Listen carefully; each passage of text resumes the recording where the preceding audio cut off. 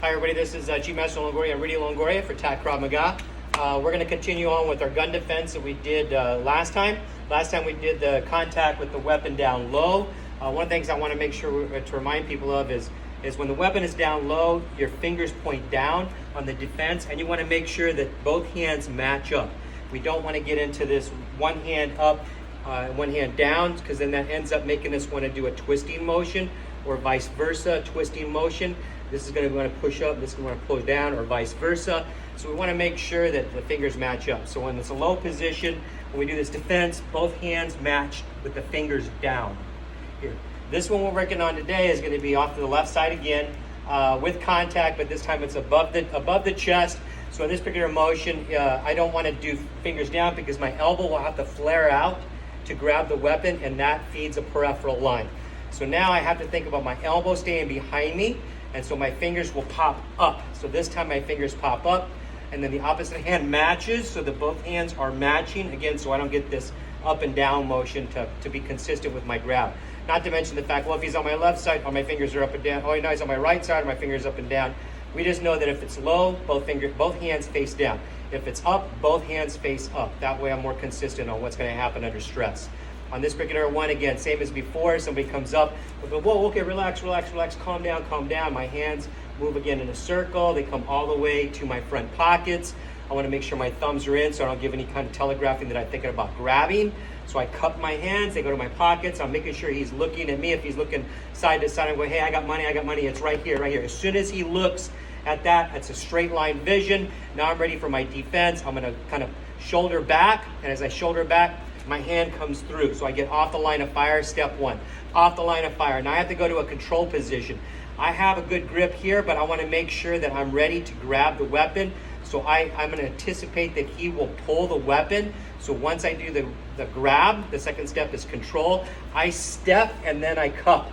So now I'm in a position here where I have both hands are facing up and I'm controlling the weapon. Now I'm ready for, I can do some counter strikes from here. I got him in nice and tight. I can knee strike here. I can headbutt. And now I'm ready for the disarm. I want to kind of move him, elongate his arm so that I can pull and push, just like we did on the bottom one. This would go against the thumb. So I would snap this all the way to the forearm right there. If he was to pull the trigger, it's not going to go anywhere towards me. Boom. From here, I strip it out of him. I can hit him with the weapon, push him off, and then go to my control position and tap and wrap. So again, from a top position here, hands go out here. 1, 2, 3, and then I can go ahead and finish him with my combination. If it was a little bit more proactive, once the students have gone through just this drill of just one, he says bang when he sees me go for it. So I want to kind of practice getting off the line of fire. Bang. Here this way. The next thing I want to do is other hand kind of matches bang. Up so that when I'm ready to step, now I'm ready for this grab position. Okay? If it was a little bit more active, it might be I turn, he gives me a little bit of a shove. Here also, whoa, relax, relax. Hey, what do you want? What do you want? Okay, I got money. It's in my pocket right here. Now I'm in a position to come in and do my drill. If he's more active, he pushes me and starts moving me. He's moving here. Then again, I use that pushing motion to let him fall through the technique. With that motion, if we were to slow it down and he's pushing me with the weapon, like say, move over here, move over here. Move that way. All right. I take a small steps, and then when I'm ready for the defense, pushing here, I'm going to take a big step so that he would fall through. That'll allow the weapon to actually come to me so I can do the disarm. Again, let's go. So he's got the weapon here and he's pushing me. All right. 1, 2. Now I'm in a position to strip, strike, tap, rack, and then go from there. So again, the main things is making sure we're not feeding that peripheral vision, and then remembering if it's below my chest, my fingers point down.